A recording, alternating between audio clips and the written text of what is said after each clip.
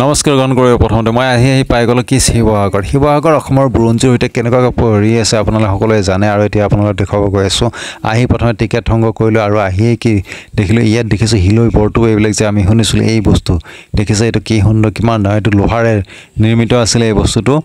আৰু এই বস্তুটো ইমান মানে সুন্দৰকৈ সজাই থৈছে তেওঁলোকে এই বস্তুটো মই ভালদৰে চালোঁ আৰু আপোনালোকক চাওক এই বস্তুটো দেখিছে এই পিছফালটো ইয়াত কেনেকৈ কি কৰিছিল এইটো ধৰিব মানে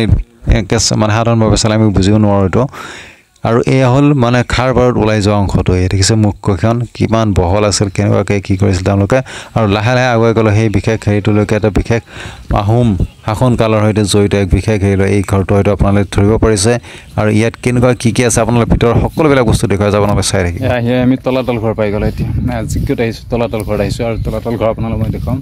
গতিকে আপোনালোকে চাই থাকিব কেনেকুৱা ধৰণৰ কি আছিলে আহোম ৰাজ্য মানে শাসন কালৰ হেৰি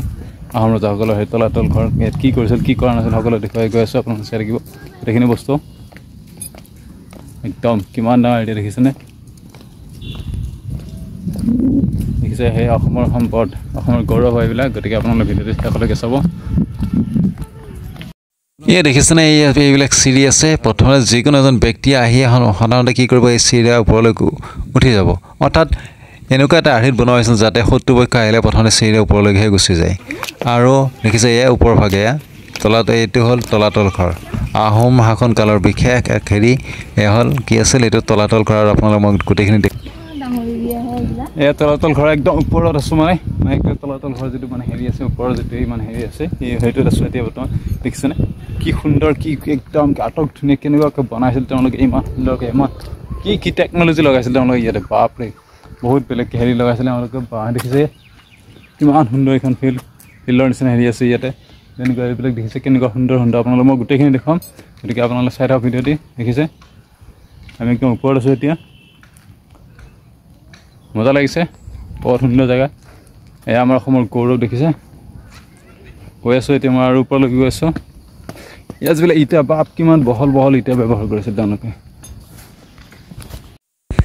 ইয়াত লাহে লাহেকৈ আগুৱাই গ'লোঁ আৰু দেখিছোঁ ওপৰৰ ভাগতে এটাই দেখিছে এটা মন্দিৰ যেন লাগিছে হয়তো মন্দিৰে হ'ব লাগে কাৰণ আহোম শাসন কালত বিশেষকৈ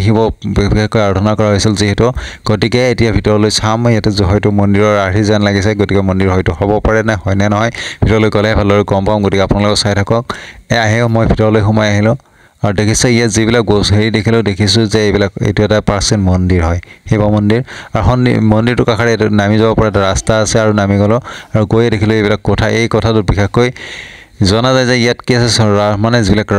ৰজা আৰু ৰাণী আছিল তেওঁলোকে ইয়াত হেৰি কৰে আৰু লাহে লাহে ওপৰলৈ এইবিলাক চিৰি আছে ওপৰলৈ উঠি যোৱা মানে আৰু বেলেগ ঘৰলৈকে উঠি যোৱা বেলেগ কক্ষলৈকে উঠি যোৱা এইবিলাক হেৰি চিৰি আছে এই চিৰিৰে বগাই গ'লোঁ ওপৰলৈকে আৰু দেখিলোঁ ইয়াতো সুন্দৰ একদম কি সুন্দৰ ইয়াৰ বেৰবিলাক আপোনালোকে যদি চাই আপোনালোকে ক'ব লাগিব যে এইবিলাক কেনেকুৱা হেৰি আছে এইটো ওপৰ ভাগ হয় এইটো সম্পূৰ্ণভাৱে আৰু বেৰবিলাক দেখিছে যিটো সময়ত চিমেণ্টৰ আৱিষ্কাৰ হোৱা নাছিলে সেই সময়ত এটা কি ব্যৱহাৰ কৰিছিলে বৰা চাউল কণী বেল ঠিক যেনে মাটিমাহ আদিৰে কি কৰিছিল এই যি হেৰিবিলাক তেওঁলোকে সুন্দৰকৈ চিমেণ্টৰ দৰে ব্যৱহাৰ কৰিছিলে আৰু আজিৰ পৰা 1765 খ্ৰীষ্টাব্দতে নিৰ্মাণ কৰা ঘনশ্যাম খনিকৰৰ দ্বাৰা নিৰ্মিত এই মানে তত্ত্বাৱধানত নিৰ্মিত এই তলাতল ঘৰৰ বিশেষ হেৰি হ'ল কি এই বেৰবিলাক দেখিছেনে প্ৰতিটো কথা এনেকুৱাকৈ সমান্তৰালভাৱে হেৰি কৰা আছে দুৱাৰ লগা আছে বহুত দুৱাৰবিলাক অত্যন্ত ঠেক কিন্তু মানে এজন মানুহ সম্পূৰ্ণকৈ থিয় সোমাই যাব নোৱাৰে এটা